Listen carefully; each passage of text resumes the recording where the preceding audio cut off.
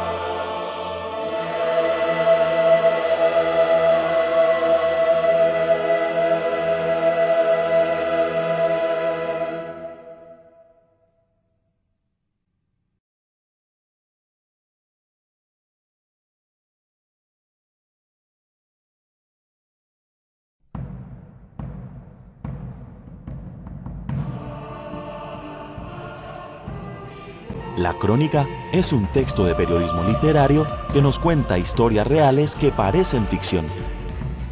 Hoy vamos a estudiar cuánto sabemos de la colonización de América a partir de fuentes de esa época. ¿Fuentes? ¿Me puede decir qué tienen que ver las fuentes con Colón? Se llama fuente al lugar de donde proviene la información. Es interesante estudiar la historia a partir de los relatos de sus protagonistas, ¿no? Claro, por ejemplo, volviendo al tema, Cristóbal Colón narra la experiencia de sus viajes desde el mismo lugar de los hechos. Que lo cuente el protagonista tiene ventajas y desventajas. Por un lado, te da una parte de la información, a veces con datos muy esclarecedores y con detalles interesantes. ¿Y cuáles son las desventajas? También da su opinión, y aquí es donde tenemos una posible desventaja. Hay que saber que esa es la visión de alguien que estuvo allí y que cuenta lo que él sintió, y que tal vez la otra parte, en este caso los aborígenes, contarían las cosas desde otra visión, de otra manera. ¿Nos da un ejemplo? Sí, veamos las crónicas de Indias, lo que se llamó los viajes de Colón. Escuchen bien esta introducción y no me digan que es raro como hablan, desde ya les anticipo que es castellano antiguo. Yo siempre leí que el mundo, tierra y agua, era esférico en las autoridades de experiencias que Ptolomeo y todos los otros que escribieron de este sitio daban y demostraban para ello. La podemos definir como un texto periodístico, de periodismo literario, que cuenta con la interpretación del autor y que está redactado desde el lugar en el que han ocurrido unos hechos que pueden ser noticia. ¿Estás prestando atención al video? Entonces intenta responder esta pregunta. Te daré la respuesta cerca del final. ¿Ahora sí vas recordando? Creo que sí, porque leímos algo de las crónicas de Indias. Aquí tengo otro fragmento que nos dio la maestra, donde Fray Bartolomé de las Casas relata lo que decía Colón. El viernes 12 de octubre pisaron las tierras de Guanajaní, maravillándose de todo lo que encontraron, árboles descomunales y muchas y variadas frutas. ¿Y por qué no se llama noticia? Porque la noticia es más breve y no tiene tanto detalle. Además, en la crónica la información aparece en el mismo orden en el que suceden los hechos en el tiempo, es decir, en un orden cronológico. Ah, por eso, crónica viene de cronos, que quiere decir tiempo. Eso sí lo recuerdo, porque hablamos del cronómetro, y la maestra dijo que en las crónicas había siempre una secuencia temporal. Exacto, y eso no es necesario en la noticia. La crónica es un texto que intenta reflejar lo que pasó entre dos fechas. Y algo súper importante. ¡Ey! ¿Tan importante? Sí, mira, la noticia no debe tener la opinión del escritor ni su manera de pensar. En cambio, la crónica sí. Debe tener comentarios personales del autor. Lo que podemos hacer ahora es revisar algunas reglas prácticas que vimos en clase para escribir una crónica. ¡Sí! Tiene un resumen de su contenido en el titular y encabezamientos y un relato periodístico. Como todo relato, tiene una situación inicial, un desarrollo y un desenlace o cierre. Hay tres tipos de estructura para la crónica. Depende de cómo se ordene la información. Podemos encontrar la pirámide normal, la pirámide invertida y la pirámide normal modificada. ¿Y cómo sería cada una, Lu? En la pirámide normal, el periodista relata siguiendo el orden de cómo sucedieron los hechos. La estructura es la siguiente: introducción en el copete, o sea, la situación inicial. Luego el desarrollo, es decir, el cuerpo de la crónica. Y finalmente, el desenlace. La pirámide invertida presenta las acciones de acuerdo a la importancia que les atribuye el periodista. En el copete, ya se anticipan los hechos más significativos, por lo cual el lector se informa de lo principal al comienzo y decide si sigue leyendo de acuerdo al interés que le despierte el tema tratado. La estructura que sigue es copete con los datos más relevantes, cuerpo con otros datos en orden de importancia, de los más relevantes a los menos relevantes. La pirámide normal modificada es la forma más usada. En el copete se resume lo más importante. En el cuerpo se desarrollan los hechos cronológicamente. Se estructura de la siguiente manera: síntesis de la información, copete con antecedentes y situación inicial, desarrollo cronológico de los hechos y desenlace e interpretación. Espero que hayas aprendido mucho hoy. Si quieres saber más, descarga la app de Aula.